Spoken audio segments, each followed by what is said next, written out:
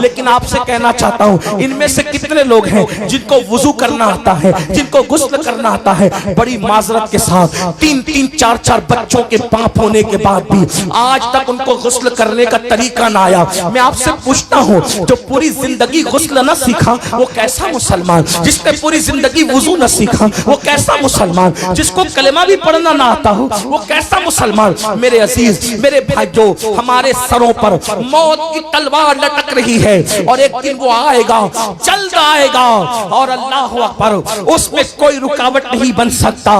वो मौत की लटकती हुई तलवार हमारे जिस्म से हमारी रूह के रिश्ते को खत्म कर देगी। रूह से जिस्म का रिश्ता टूट जाएगा और जब रूह से जिस्म का रिश्ता टूट जाएगा तो ये दुनिया में हमेशा नहीं रहेंगे। इस दुनिया से कूच करना होगा, इस दुनिया से रुखसत लेनी होगी। अल्लाह अकबर, वहां क्या देखा जाएगा? कफन में फैक्ट्रियां नहीं ले जाओगे, कफन में दौलत नहीं ले जाओगे, कफन में माल नहीं ले जाओगे, कफन में हसब नसब नहीं ले जाओगे। खून के रिश्ते तो यही टूट जाएंगे। कफन में क्या जाएगा? अल्लाह अकबर, कुरान कहता है ला तंस नसीबका मिनद दुनिया, अपने नसीब का दुनिया से मत भूल, दुनिया से अपने नसीब का मत भूल। तू दुनिया से कुछ नहीं ले जाएगा, या तो तू कफन में अपना अच्छा अमल ले जाएगा या अपना बुरा अमल ले जाएगा। अल्लाह अकबर, इल्म हासिल नहीं करते इसलिए माँ बाप के हक की अदायगी नहीं करते, इल्म हासिल नहीं करते इसलिए बीवी का हुकूक के हुकूक नहीं जानते, इल्म हासिल नहीं करते इसलिए शराब में, जुए में और अलग अलग जराइम के अंदर मुब्तला है। आइए आपको बताऊं, अल्लाह अकबर, बहुत सारे गुनाहों के अंदर आज जो गुनाह शबाब पर है बहुत तेजी के साथ आगे बढ़ रहे हैं। और जो हमारी कौम के 16-16, 17-17 साल के लड़के जिन गुनाहों के अंदर मुब्तला है वो 3 हैं और ये 3 गुनाह बहुत कसरत से आम हो रहे हैं। नंबर 1 नाजायज ताल्लुकात, अफेयर के हवाले से, नंबर 2 जुआ और नंबर 3 शराब। ये तो इल्म की कमी है, लेकिन याद रखना इल्म की कमी कोई उज़्र नहीं है। मैंने आपको बता दिया। अल्लाह अकबर, आज शायद ही कोई लड़का ऐसा होगा या इल्ला माशाअल्लाह कोई बेटी ऐसी होगी, आप बुरा नहीं माने, सबकी बात नहीं करता, मैं चंद की बात करता हूँ, लेकिन हालात ये हैं जहाँ तक में अल्लाह पाक जरूरत है, खुदा करे मेरे दिल का दर्द वहां तक पहुंचे। कौम की बेटियां अल्लाह अल्लाह अजनबी लड़कों से बात करें, नौजवान लड़के अजनबी लड़कियों से बात करें और फिर उसको गर्ल फ्रेंड का नाम कोई दे दे, कोई उसको जो है वो अल्लाह अकबर बॉयफ्रेंड का नाम दे दे। इस्लाम में इसका कोई तसव्वुर नहीं है। मेरे अजीज भाइयों, दीन सीखो तो दीन आपको बताएगा। चचा जाद भाई से, सगे चचा के बेटे से भी बालिग लड़की को पर्दा करना वैसे ही फर्ज है जैसे अजनबी मर्दों से पर्दा करना फर्ज है। जो मजहब चचा जाद भाई से पर्दा करने का हुक्म देता हो, जो मजहब मामूजात भाई से पर्दा करने का हुक्म देता हो, जो मजहब फूफीजात भाई से पर्दा करने का हुक्म देता हो, आखिर उस मजहब के मानने वाले कॉलेज के अंदर कैसे फ्रेंड बनाने लगे, कोई स्कूलों के अंदर कैसे फ्रेंड बनाने लगे और फेसबुक पे बैठ के कैसे फ्रेंड बनाने लगे। दुनिया मुझे चाहे जो नाम दे, मैं उसको गाली सुनने के लिए तैयार हूँ, लेकिन ये जरूर कहूंगा बेटियों के हाथ में तस्बीह और बेलन अच्छा लगता है। बेटियों के हाथ में स्मार्ट मोबाइल की कोई जरूरत नहीं है। अगर बच्चियां गालियां दे तो चाहे दे ले, लेकिन मैं अपनी कौम के जिम्मेदारों से गुजारिश करता हूं, बेटी अगर 5 लाख के जेवर मांगे, बीवी अगर 5 लाख के जेवर मांगे, उसको 5 लाख का जेवर ला करके दे देना, 5 की बजाय 10 लाख का ला कर दे देना अगर अल्लाह ने हैसियत दी है, लेकिन 5000 का स्मार्ट मोबाइल ला करके मत देना। इसलिए कि आज घरों में बैठ करके जो नाजायज ताल्लुकात की वबा आम हो रही है, उसका सबसे बड़ा जरिया स्मार्टफोन है।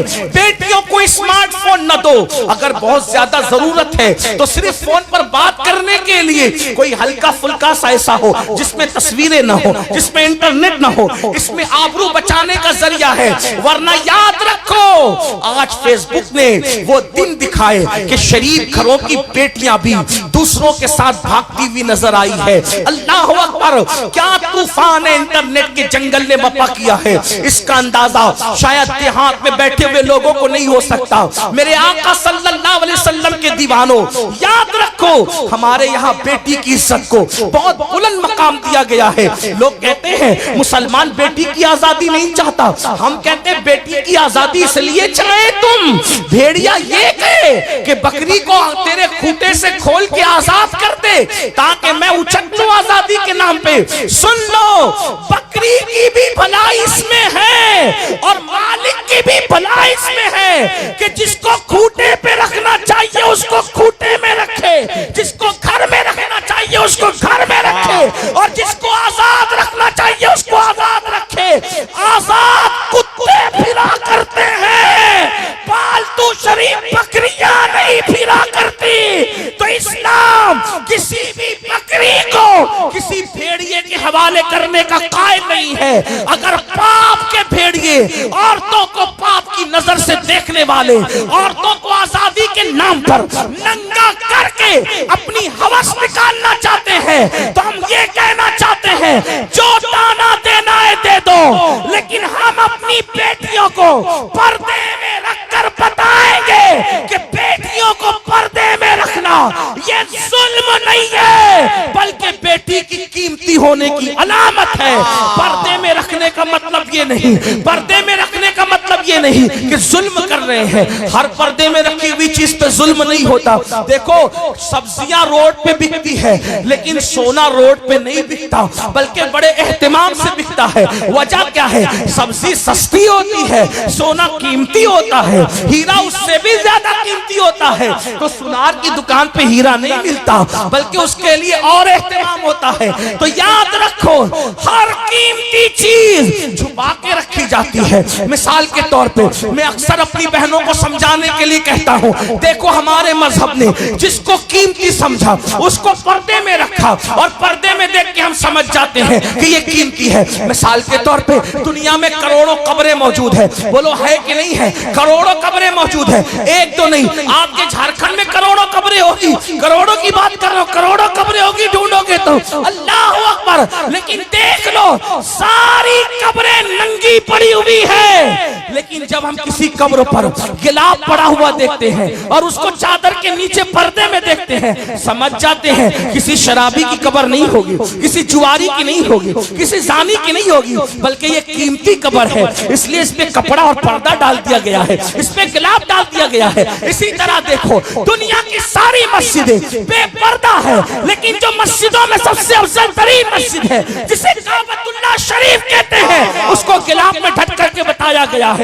और मस्जिदें अलग है, दिल्ली की जामा मस्जिद की इज्जत अलग है मगर वो बेपर्दा है और अल्लाह के काबे की हुर्मत अलग है, इसलिए उसको पर्दे में कर दिया गया है। पता चला हर इज्जत की चीज को पर्दे में किया जाता है। देखो दुनिया में करोड़ों किताबें हैं, सारी किताबें बेपर्दा पड़ी हुई है, लेकिन कुरान को पर्दे में रखा जाता है। जिस किताब को हम पर्दे में देखते समझ जाते हैं बुखारी नहीं होगी, मुस्लिम नहीं होगी, तिरमिजी नहीं होगी, इब्ने माजा नहीं होगी, साइंस टेक्नोलॉजी अलजेब्रा की किताबें नहीं होगी, यकीनन ये अल्लाह का कुरान होगा, इसीलिए इसको पर्दे में रखा गया। सारी किताबें इज्जत वाली में बेइज्जत नहीं कर रहा हूं, लेकिन सब इज्जत वाली में जो इज्जत वाली सबसे ज्यादा किताब थी उसको पर्दे में रखा। फिर देखो इंसान दो चीजों का मजमुआ है, एक उसका जिस्म है, एक उसकी रूह है। अल्लाह अकबर, रूह इंसान की जिंदगी का सरचश्मा है।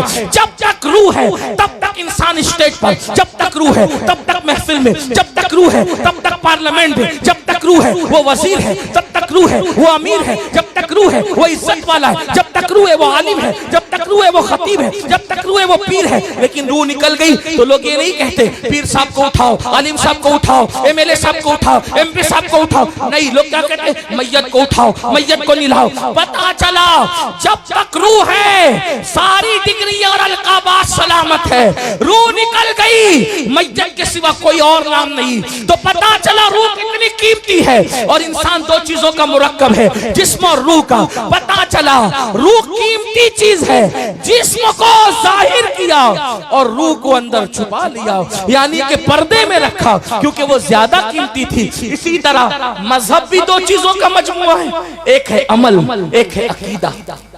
अमल के बगैर कोई मुसलमान हो सकता है, अकीदे के बगैर मुसलमान नहीं हो सकता। इसलिए अमल को जाहिर रखा और अकीदे को दिल में छुपा लिया। तो हर चीज जो बहुत ज्यादा अहम थी उसको पर्दे में रखा। बल्कि अब कह ले कि मखलूक को बेपर्दा किया, और मखलूक बनाने वाला खालिक खुद अपनी शान के मुताबिक पर्दे में है। पर्दा जुल्म है। अगर पर्दा जुल्म होता तो खल्ला के कायनात पर्दे में क्यों? पर्दा जुल्म नहीं है, पर्दा तो इज्जत वालों की अलामत है, पर्दा तो वकार वालों की अलामत है। इसलिए औरतों से कहते हैं जो जालिम टीवी पर आकर भौंके कि औरतों पे जुल्म हो रहा है पर्दे की वजह से, उनसे कहो जुल्म तुम्हारे यहाँ हो सकता है, हमारे यहाँ औरत कीमती, कितनी कीमती है। हमारे यहाँ औरत का दूसरा नाम सैयदा फातिमा है, हमारे औरत का दूसरा नाम सैयदा ज़ैनब है, हमारे औरत का दूसरा नाम आयशा सिद्दीक़ा है, हमारे औरत का दूसरा नाम खदीजतुल कुबरा है। और अगर समेट ले उसको, औरत का नाम या तो माँ है, औरत का नाम या तो बहन है, औरत का नाम या तो बीवी है, औरत का नाम या तो बेटी है। चार रूप है औरतों के, माँ है, बहन है, बीवी है या बेटी है। अब अंदाजा फरमाए, अगर वो बेटी है तो बेटी को रसूलुल्लाह फरमाते हैं जिसके घर बेटी पैदा हुई वो खुशी करे, वो बेटी अपने बाप के लिए जन्नत और रहमत है। पता चला बेटी बन के पैदा हुई तो जन्नत और रहमत, और अगर जवान हो गई तो अल्लाह अकबर, जवान होकर शादी करके किसी के घर गई तो आका फरमाते हैं नेक बीवी शौहर के लिए जन्नत। और उसके बाद फरमाया जब कोई माँ बन जाए औरत तो फरमाया अल जन्नतो तहत अक़दामिल उम्महातिकुम, कि तुम्हारी जन्नत तुम्हारी माओ के कदमों के नीचे है। औरत बेटी है तो जन्नत, बीवी है तो जन्नत, माँ है तो जन्नत। तो हमारे यहाँ जन्नत का तसव्वुर ये है, और जन्नत हमारे यहाँ बेपर्दा नहीं है। कहने जिंदाबाद जिंदाबाद। जो जन्नत हो वो बेपर्दा नहीं है, बल्कि जन्नत पर्दे में है, और इतनी पर्दे में है कि कुरान कहता है इंदा सिदरतुल मुंतहा। वो कहाँ है? वो सिदरतुल मुंतहा पर है जिसे जन्नत कहते हैं। यानी जन्नत को 7 आसमानों के पर्दे में रखा, जन्नत को 7 आसमानों के पर्दे में रहे। और हमारे यहाँ औरत जन्नत से कम नहीं है, किसी के यहाँ और कुछ भी हो सकता है। लोगों ने जुओं में हारा इसलिए उनको अहमियत हो या ना हो, लोगों ने गुम कर दिया उन्हें अहमियत हो या ना हो, लोगों ने उनका सौदा किया अहमियत हो या ना हो, हमारे यहाँ तो बड़ी अहमियत है। इसलिए तो पहली बात ये अर्ज कर रहा था कि आज नाजायज ताल्लुकात के हवाले से बहुत ज्यादा मामला बढ़ रहे। नंबर 2 जुआ, जुए के मामला, खास तौर पे आज इंटरनेट पर जो जुआ आम हो रहा है, और उसको मैं समझता हूं कि नाक की क्लिप सुनो, बयान की क्लिप सुनो, कोई क्लिप सुनो, उसमें जंगली रमी का एडवर्टाइज जरूर आता है। उसकी इश्तिहारबाजी बहुत कसरत से हो रही। कोई कहता मैंने करोड़ जीता, कोई कहता मैंने 2 करोड़ जीता, कोई कहता मैंने इतना जीता। याद रखें जुआ ये हराम, इतना समझ। और ये जुआ ऐसे ही है जैसे चूहा, समझे? जुआ ऐसे ही है जैसे चूहा। मतलब क्या? जब किसी चूहे को मारना होता है तो पिंजरे के अंदर रोटी लटकाई जाती है। चूहा रोटी देखकर आता है, और आने के बाद जैसी रोटी खींचता है तो रोटी मुंह में आए या ना आए, लेकिन पिंजरे का दरवाजा बंद हो जाता है, और फिर चूहा हमेशा के लिए अपना वजूद खो देता है। ऐसे ये जुआ एक लटकती हुई रोटी की तरह है जैसे चूहे के लिए। ये लालच में मत आओ, इजी मनी के चक्कर में जो भी पड़ा वो रोड पे आ गया। रातों रात करोड़पति बनने के चक्कर में जो भी पड़ा, जो पूंजी थी वो भी खत्म हो गई। एक तो पूंजी गई, और अगर जीता जुआ में तो उसका कपड़ा पहना, तो जब तक वो कपड़ा बदन पर है ना दुआ कबूल है ना नमाज कबूल है। अगर उसी जुए से घर बनाया तो जब तक उसकी ईंट बाकी रहेगी, जुआ खेलने वाले पे अल्लाह की लानत बरसती रहेगी। और सबसे बड़ा खसारा और नुकसान दिल के कानों से सुन लो अगर सुन सकते हो तो।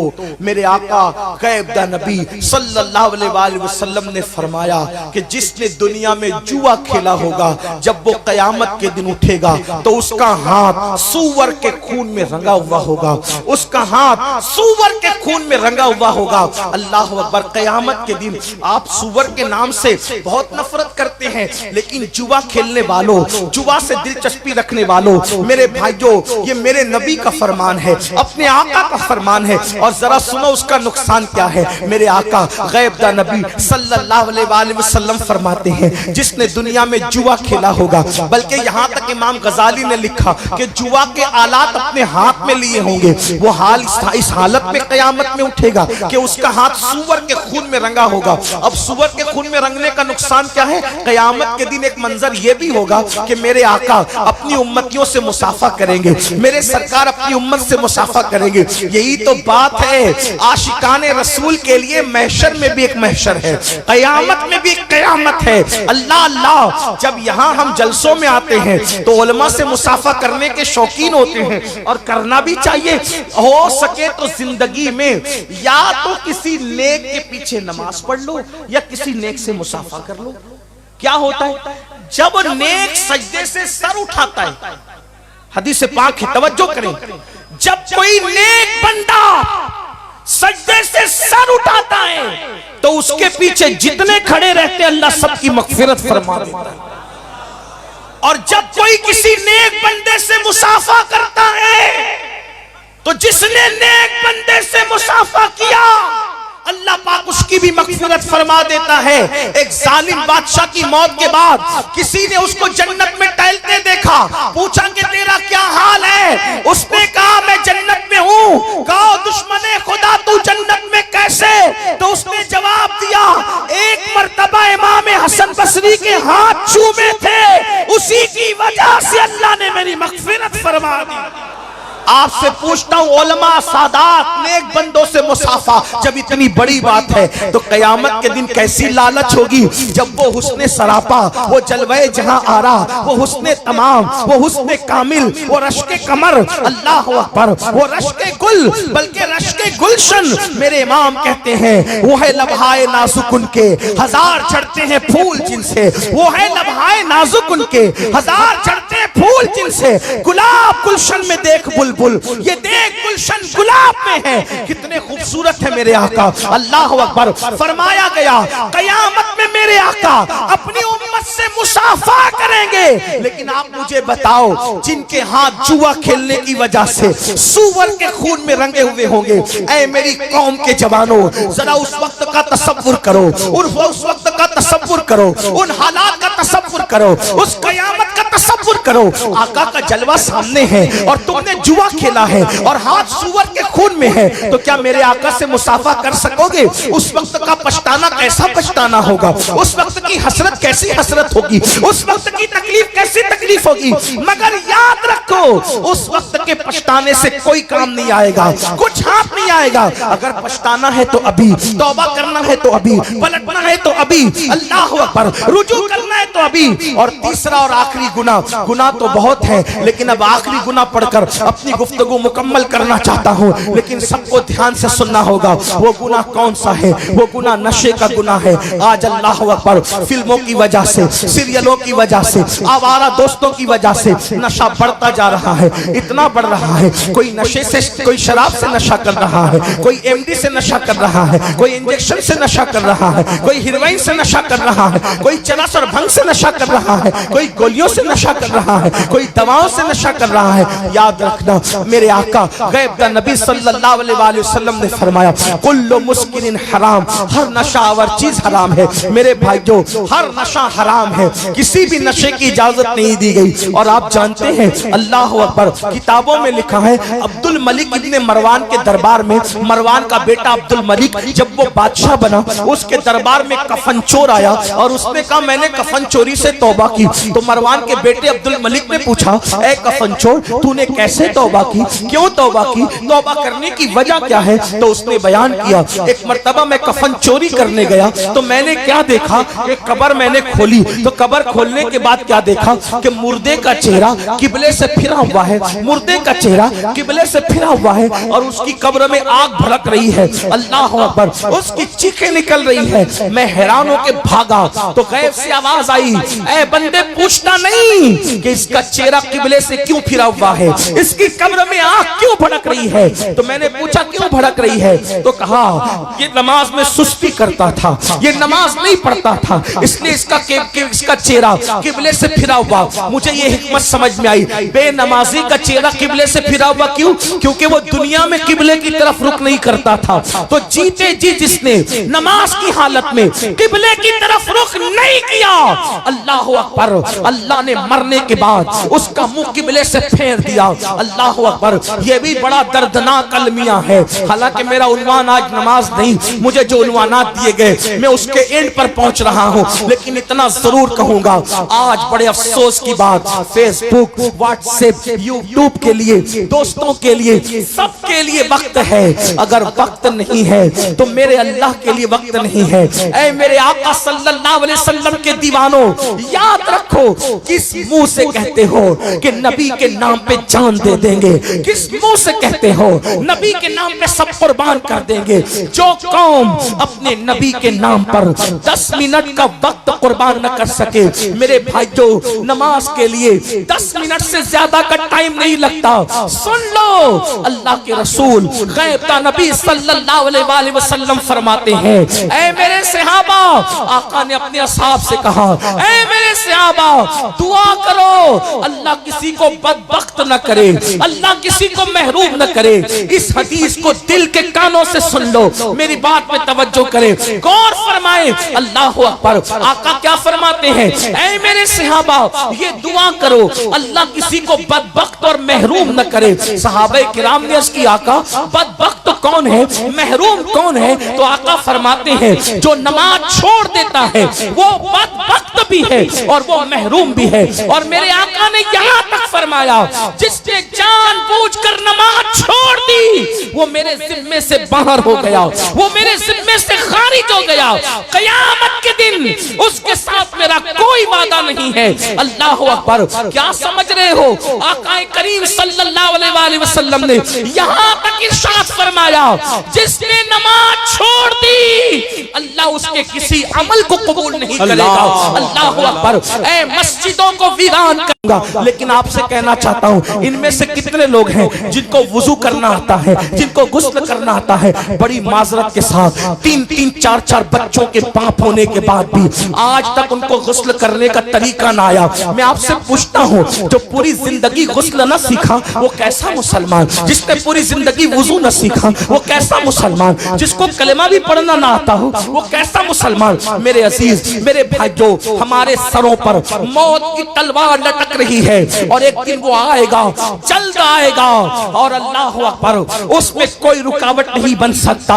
वो मौत की लटकती हुई तलवार हमारे जिस्म से हमारी रूह के रिश्ते को खत्म कर देगी। रूह से जिस्म का रिश्ता टूट जाएगा, और जब रूह से जिस्म का रिश्ता टूट जाएगा तो ये दुनिया में हमेशा नहीं रहेंगे। इस दुनिया से कूच करना होगा, इस दुनिया से रुखसत लेनी होगी। अल्लाह अकबर, वहां क्या देखा जाएगा?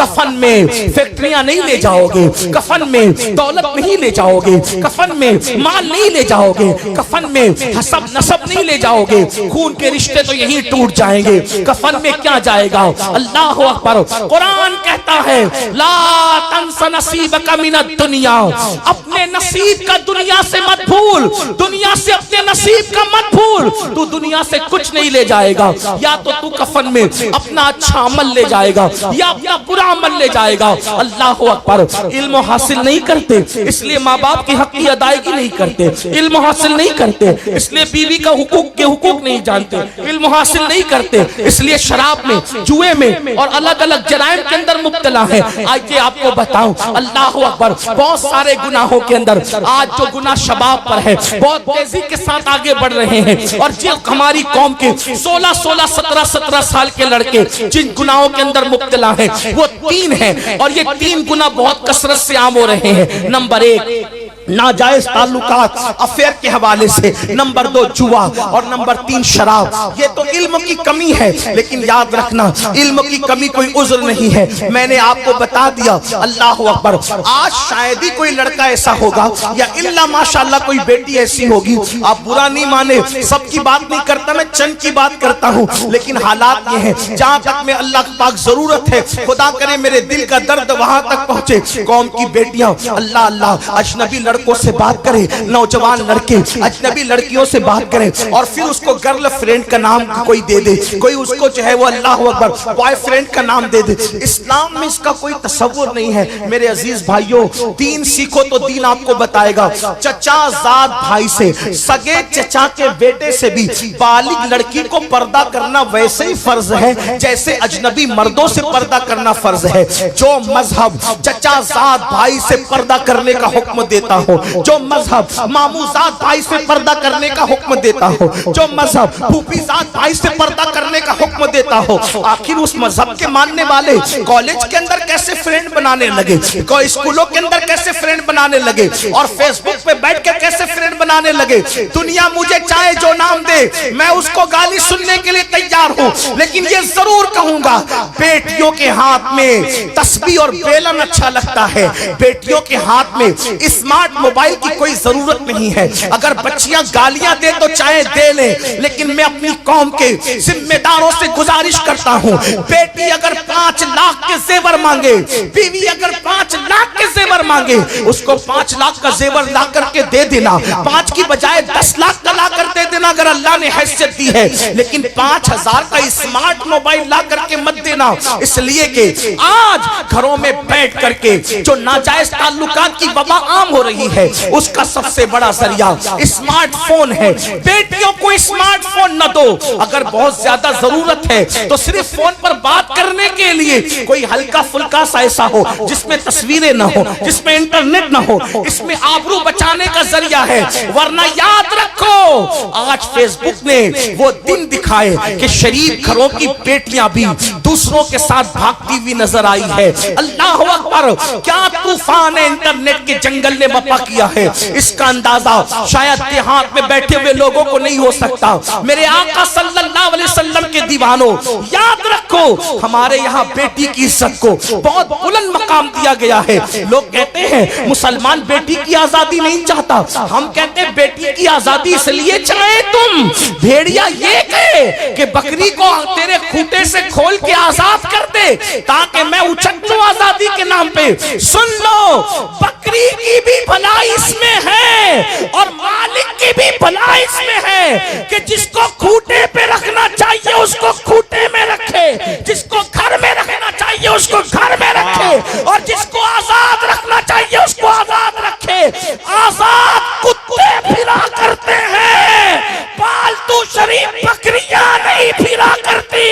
तो इस्लाम किसी भी बकरी को किसी भेड़िए के हवाले करने का कायल नहीं है। अगर पाप के भेड़िए औरतों को पाप की नजर से देखने वाले, औरतों को आजादी के नाम पर नंगा करके अपनी हवस निकालना चाहते हैं, तो हम ये कहना चाहते हैं जो दाना देना है दे दो, लेकिन हम अपनी बेटियों को पर्दे में रखकर बताएंगे कि बेटियों को पर्दे में रखना ये जुल्म नहीं है, बल्कि बेटी की कीमती होने की अलामत है। पर्दे में रखने का मतलब ये नहीं, पर्दे में रखने का मतलब ये नहीं कि जुल्म कर रहे हैं। हर पर्दे में रखी हुई चीज पे जुल्म नहीं होता। देखो, सब्जियां रोड पे बिकती है, लेकिन सोना रोड पे नहीं बिकता, बल्कि बड़े एहतिमाम से बिकता है। वजह क्या है? सब्जी सस्ती होती है, सोना कीमती होता है, हीरा उससे भी ज्यादा कीमती होता है। तो सुनार की दुकान पे हीरा नहीं मिलता, बल्कि उसके लिए और एहतिमाम होता है। तो याद रखो, हर कीमती चीज छुपा के रखी जाती है। मिसाल के तौर पे मैं अक्सर अपनी बहनों को समझाने के लिए कहता हूँ, देखो हमारे मजहब ने जिसको कीमती समझा उसको पर्दे में रखा, और पर्दे में देख के हम समझ जाते हैं कि ये कीमती है। मिसाल के तौर पे दुनिया में करोड़ों कब्रें मौजूद है, बोलो है कि नहीं है? करोड़ों कब्रें मौजूद है, एक तो नहीं, आपके झारखंड में करोड़ों कब्रें होगी, करोड़ों की बात कर रहा हूं, करोड़ों कब्रें होगी, ढूंढोगे तो अल्लाह अकबर। लेकिन देख लो सारी कब्रें नंगी पड़ी हुई है, लेकिन जब हम किसी कब्र पर गिलाफ पड़ा हुआ देखते हैं और उसको चादर के नीचे पर्दे में देखते हैं, समझ जाते हैं किसी शराबी की कब्र नहीं होगी, किसी जुआरी की नहीं होगी, किसी जानी की नहीं होगी, बल्कि ये कीमती कब्र है, इसलिए इस पे कपड़ा और पर्दा डाल दिया गया है, इस पे गिलाफ डाल दिया गया है। इसी तरह देखो दुनिया की सारी मस्जिदें बेपर्दा है, लेकिन जो मस्जिदों में सबसे अफजल तरीन मस्जिद है जिसे काबतुल्लाह शरीफ कहते हैं, उसको गिलाफ में ढक करके बताया गया है। और मस्जिदें अलग है, दिल्ली की जामा मस्जिद की इज्जत अलग है, मगर वो बेपर्दा है, और अल्लाह के काबे की हुर्मत अलग है, इसलिए उसको पर्दे में कर दिया गया है। पता चला हर इज्जत की चीज को पर्दे में किया जाता है। देखो दुनिया में करोड़ों किताबें हैं, सारी किताबें बेपर्दा पड़ी हुई है, लेकिन कुरान को पर्दे में रखा जाता है। जिस किताब को हम पर्दे में देखते समझ जाते हैं, बुखारी नहीं होगी, मुस्लिम नहीं होगी, तिरमिजी नहीं होगी, इब्ने माजा नहीं होगी, साइंस टेक्नोलॉजी अलजेब्रा की किताबें नहीं होगी, यकीनन ये अल्लाह का कुरान होगा, इसीलिए इसको पर्दे में रखा गया। सारी किताबें इज्जत वाली में बेइज्जत नहीं कर रहा हूं, लेकिन सब इज्जत वाली में जो इज्जत वाली सबसे ज्यादा किताब थी उसको पर्दे में रखा। फिर देखो इंसान दो चीजों का मजमुआ है, एक उसका जिस्म है, एक उसकी रूह है। अल्लाह अकबर, रूह इंसान की जिंदगी का सरचश्मा है। जब तक रूह है तब तक इंसान स्टेज पर, जब तक रूह है तब तक महफिल में, जब तक रूह है तब तक पार्लियामेंट में, जब तक रूह है वो वजीर है, जब तक रूह है वो अमीर है, जब तक रूह है वो इज्जत वाला है, जब तक रूह है वो आलिम है, जब तक रूह है वो खतीब है, जब तक रूह है वो पीर है। लेकिन रूह निकल गई तो लोग ये नहीं कहते पीर साहब को उठाओ, आलिम साहब को उठाओ, एमएलए साहब को उठाओ, एमपी साहब को उठाओ, नहीं, लोग क्या कहते हैं मैयत को उठाओ, मैयत को निलाओ। पता चला जब तक रूह है सारी डिग्री और अलकाबात सलामत है, रूह निकल गई मैयत के सिवा कोई और नाम नहीं। तो पता चला रूह कितनी कीमती है, और इंसान दो चीजों का मुरक्कब है, जिस्म और रूह का। पता चला रूह कीमती चीज है, जिस्म को जाहिर किया और रूह को अंदर छुपा लिया, यानी कि पर्दे में रखा क्योंकि वो ज्यादा कीमती थी। इसी तरह मजहब भी दो चीजों का मजमुआ है, एक है अमल, एक है अकीदा। अमल के बगैर कोई मुसलमान हो सकता है, अकीदे के बगैर मुसलमान नहीं हो सकता, इसलिए अमल को जाहिर रखा और अकीदे को दिल में छुपा लिया। तो हर चीज जो बहुत ज्यादा अहम थी उसको पर्दे में रखा, बल्कि अब कह ले कि मखलूक को बेपर्दा किया, और मखलूक बनाने वाला खालिक खुद अपनी शान के मुताबिक पर्दे में। पर्दा जुल्म है, अगर पर्दा जुल्म होता तो खल्ला के कायनात पर्दे में क्यों? पर्दा जुल्म नहीं है, पर्दा तो इज्जत वालों की अलामत है, पर्दा तो वकार वालों की अलामत है। इसलिए औरतों से कहते हैं जो जालिम टीवी पर आकर भौंके कि औरतों पे जुल्म हो रहा है पर्दे की वजह से, उनसे कहो जुल्म तुम्हारे यहाँ हो सकता है, हमारे यहाँ औरत कीमती, कितनी कीमती है। हमारे यहाँ औरत का दूसरा नाम सैयदा फातिमा है, हमारे औरत का दूसरा नाम सैयदा ज़ैनब है, हमारे औरत का दूसरा नाम आयशा सिद्दीक़ा है, हमारे औरत का दूसरा नाम खदीजतुल कुबरा है। और अगर समेट ले उसको, औरत का नाम या तो माँ है, औरत का नाम या तो बहन है, औरत का नाम या तो बीवी है, औरत का नाम या तो बेटी है। चार रूप है औरतों के, माँ है, बहन है, बीवी है या बेटी है। अब अंदाजा फरमाए, अगर वो बेटी है तो बेटी को रसूलुल्लाह फरमाते हैं जिसके घर बेटी पैदा हुई वो खुशी करे, वो बेटी अपने बाप के लिए जन्नत और रहमत है। पता चला बेटी बन के पैदा हुई तो जन्नत और रहमत, और अगर जवान हो गई तो अल्लाह अकबर, जवान होकर शादी करके किसी के घर गई तो आका फरमाते हैं नेक बीवी शौहर के लिए जन्नत। और उसके बाद फरमाया जब कोई माँ बन जाए औरत तो फरमाया अल जन्नतो तहता अक़दामिल उम्महातिकुम, कि तुम्हारी जन्नत तुम्हारी माओ के कदमों के नीचे है। औरत बेटी है तो जन्नत, बीवी है तो जन्नत, माँ है तो जन्नत। तो हमारे यहाँ जन्नत का तसव्वुर ये है, और जन्नत हमारे यहाँ बेपर्दा नहीं है। कहने जिंदाबाद जिंदाबाद।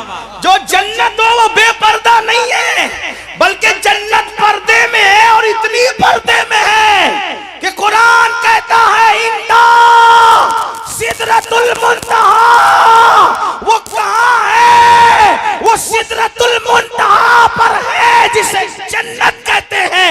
यानी जन्नत को 7 आसमानों के पर्दे में रखा, जन्नत को 7 आसमानों के पर्दे में रखा। और हमारे यहाँ औरत जन्नत से कम नहीं है, किसी के यहाँ और कुछ भी हो सकता है। लोगों ने जुओं में हारा, इसलिए उनको अहमियत हो या ना हो। लोगों ने गुम कर दिया, उन्हें अहमियत हो या ना हो। लोगों ने उनका सौदा किया, अहमियत हो या ना हो। हमारे यहाँ तो बड़ी अहमियत है। इसलिए तो पहली बात ये अर्ज कर रहा था कि आज नाजायज ताल्लुकात के हवाले से बहुत ज्यादा मामला बढ़ रहे। नंबर 2, जुआ। जुए के मामला खास तौर पे आज इंटरनेट पर जो जुआ आम हो रहा है, और उसको मैं समझता हूं कि नाक की क्लिप सुनो, बयान की क्लिप सुनो, कोई क्लिप सुनो, उसमें जंगली रमी का एडवर्टाइज जरूर आता है। उसकी इश्तिहारबाजी बहुत कसरत से हो रही। कोई कहता मैंने करोड़ जीता, कोई कहता मैंने 2 करोड़ जीता, कोई कहता मैंने इतना जीता। याद रखें, जुआ ये हराम, इतना समझ लो। और ये जुआ ऐसे ही है जैसे चूहा, समझे? जुआ ऐसे ही है जैसे चूहा। मतलब क्या? जब किसी चूहे को मारना होता है तो पिंजरे के अंदर रोटी लटकाई जाती है। चूहा रोटी देखकर आता है, और आने के बाद जैसी रोटी खींचता है तो रोटी मुंह में आए या ना आए, लेकिन पिंजरे का दरवाजा बंद हो जाता है, और फिर चूहा हमेशा के लिए अपना वजूद खो देता है। ऐसे ये जुआ एक लटकती हुई रोटी की तरह है जैसे चूहे के लिए। ये लालच में मत आओ, इजी मनी के चक्कर में जो भी पड़ा वो रोड पे आ गया। रातों रात करोड़पति बनने के चक्कर में जो भी पड़ा, जो पूंजी थी वो भी खत्म हो गई। एक तो पूंजी गई, और अगर जीता जुआ में तो उसका कपड़ा पहना, तो जब तक वो कपड़ा बदन पर है ना दुआ कबूल है ना नमाज कबूल है। अगर उसी जुए से घर बनाया तो जब तक उसकी ईंट बाकी रहेगी, जुआ खेलने वाले पे अल्लाह की लानत बरसती रहेगी। और सबसे बड़ा खसारा और नुकसान, दिल के कानों से सुन लो, अगर सुन सकते हो तो। मेरे आका गैबदा नबी सल्लल्लाहु अलैहि वसल्लम ने फरमाया कि जिसने दुनिया में जुआ खेला होगा, जब वो कयामत के दिन उठेगा तो उसका हाथ सूअर के खून में रंगा हुआ होगा। उसका हाथ सूअर के खून में रंगा हुआ होगा। अल्लाह अकबर। कयामत के दिन आप सूअर के नाम से बहुत नफरत करते हैं, लेकिन जुआ खेलने वालों, जुआ से दिलचस्पी रखने वालों, मेरे भाइयों, ये मेरे नबी का फरमान है, अपने आका का फरमान है। और जरा सुनो उसका नुकसान क्या है। मेरे आका गैबदा नबी सल्लल्लाहु अलैहि वसल्लम फरमाते हैं, जिसने दुनिया में जुआ खेला होगा, बल्कि यहाँ तक इमाम गजाली ने लिखा कि जुआ के आलात अपने हाथ में लिए होंगे, वो हाल इस हालत में कयामत में उठेगा कि उसका हाथ सूअर के खून में रंगा होगा। अब सूअर के खून में रंगने का नुकसान क्या है? कयामत के दिन एक मंजर ये भी होगा कि मेरे आका अपनी उम्मतियों से मुसाफा करेंगे, मेरे सरकार अपनी उम्मत से मुसाफा करेंगे। यही तो बात है, आशिकाने रसूल के लिए महशर में भी एक महशर है, कयामत में भी एक कयामत है। अल्लाह अल्लाह। जब यहाँ हम जलसों में आते हैं तो उलमा से मुसाफा करने के शौकीन होते हैं, और करना भी चाहिए। हो सके तो जिंदगी में या तो किसी नेक के पीछे नमाज पढ़ लो या किसी नेक से मुसाफा कर लो। क्या होता है जब नेक सजदे से सर उठाता है, हदीस पाक है, तवज्जो करें, जब कोई नेक बंदा सजदे से सर उठाता है तो उसके पीछे जितने खड़े रहते हैं अल्लाह सबकी मगफिरत फरमा देता है। और जब कोई किसी नेक बंदे से मुसाफा करता है तो जिसने नेक बंदे से मुसाफा किया अल्लाह पाक उसकी भी मगफिरत फरमा देता है।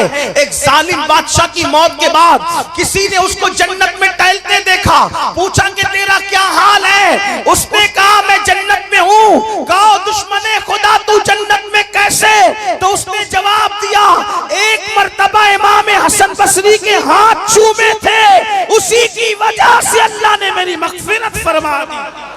आपसे पूछता हूँ उलमा सादात नेक बंदों से मुसाफा जब इतनी बड़ी बात है तो कयामत के दिन कैसी लालच होगी जब वो हुस्ने सरापा, वो जलवे जहां आरा, वो हुस्ने तमाम, वो हुस्ने कामिल, वो रश्के कमर, अल्लाह अकबर, वो रश्के गुल, बल्कि रश्के गुलशन मेरे इमाम कहते हैं वो है लम्हाए नाजुक उनके हजार चढ़ते हैं फूल जिनसे, वो है लम्हाए नाजुक उनके हजार चढ़ते हैं फूल जिनसे, गुलाब गुलशन में देख बुलबुल, ये देख गुलशन गुलाब में है, कितने खूबसूरत है मेरे आका। अल्लाह अकबर। फरमाया गया कयामत में मेरे आका अपनी उम्मत से मुसाफा करेंगे, लेकिन आप मुझे बताओ जिनके हाथ जुआ खेलने की वजह से सूअर के खून में रंगे हुए होंगे, ऐ मेरी कौम के जवानों जरा उस वक्त का तसव्वुर करो, उस वक्त का तसव्वुर करो, उन हालात का तसव्वुर करो, उस कयामत का तसव्वुर करो।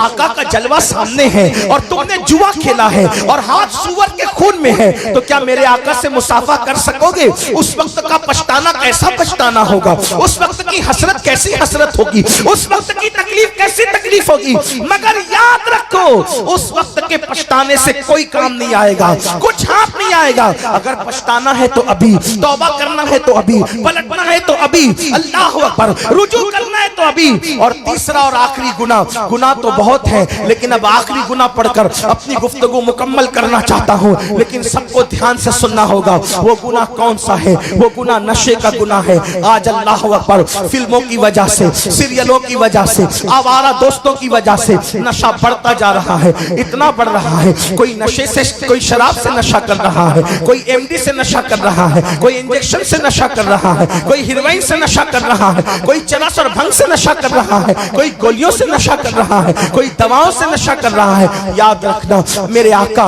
गैब नबी सल्लल्लाहु अलैहि वसल्लम ने फरमाया कुल्लु मुस्किरिन हराम, हर नशावर चीज हराम है। मेरे भाइयों हर नशा हराम है, किसी भी नशे की इजाजत नहीं दी गई। और आप जानते हैं अल्लाह अकबर किताबों में लिखा है अब्दुल मलिक इब्ने मरवान के दरबार में, मरवान का बेटा अब्दुल मलिक जब वो बादशाह बना उसके दरबार में कफन चोर आया और उसने कहा मैंने कफन चोरी से तौबा की। तो मरवान के बेटे अब्दुल मलिक ने पूछा ऐ कफन चोर तूने कैसे तौबा की, क्यों तौबा की, तौबा करने की वजह क्या है? तो उसने बयान किया एक मर्तबा मैं कफन चोरी करने गया तो मैंने क्या देखा, एक कब्र मैंने खोली, तो कब्र खोलने के बाद क्या देखा कि मुर्दे का चेहरा किबले से फिरा हुआ है, मुर्दे का चेहरा किबले से फिरा हुआ है और उसकी कब्र में आग भड़क रही है। अल्लाह अकबर, उसकी चीखें निकल रही है। मैं हैरान होकर भागा तो गैब से आवाज आई ऐ बंदे पूछना नहीं कि इसका चेहरा किबले से क्यों फिरा हुआ है, इसकी कब्र में आग क्यों भड़क रही है। तो मैंने पूछा क्यों भड़क रही है, तो कहा ये नमाज में सुस्ती करता था, ये नमाज नहीं पढ़ता था, इसलिए इसका चेहरा किबले से फिरा हुआ। मुझे ये हिकमत समझ में आई, बेनमाजी का चेहरा किबले से फिरा हुआ क्यों? क्योंकि वो दुनिया में किबले की तरफ रुख नहीं करता था।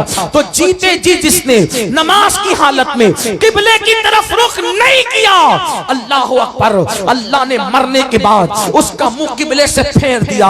अल्लाह अकबर, ये भी बड़ा दर्दनाक अलमिया है। हालांकि मेरा उन्वान आज नमाज नहीं, मुझे जो उन्वानात दिए गए मैं उसके एंड पर पहुंच रहा हूं, लेकिन इतना जरूर कहूंगा आज बड़े अफसोस की बात, फेसबुक, व्हाट्सएप, यूट्यूब के लिए, दोस्तों के लिए, सबके लिए वक्त है।